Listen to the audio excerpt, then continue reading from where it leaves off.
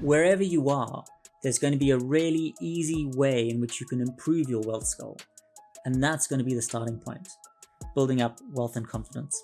The Franc wealth score is effectively, a check to see where are you in terms of your financial health. Knowing where you stand, I think, is the first point in a journey.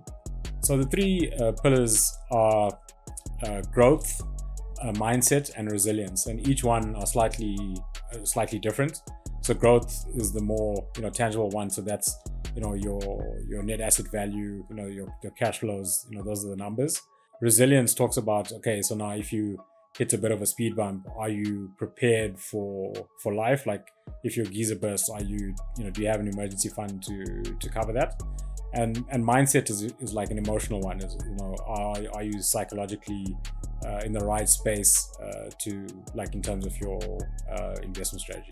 The way we see the wealth score having an impact on our overall user experience is helping identify where your gaps are effectively.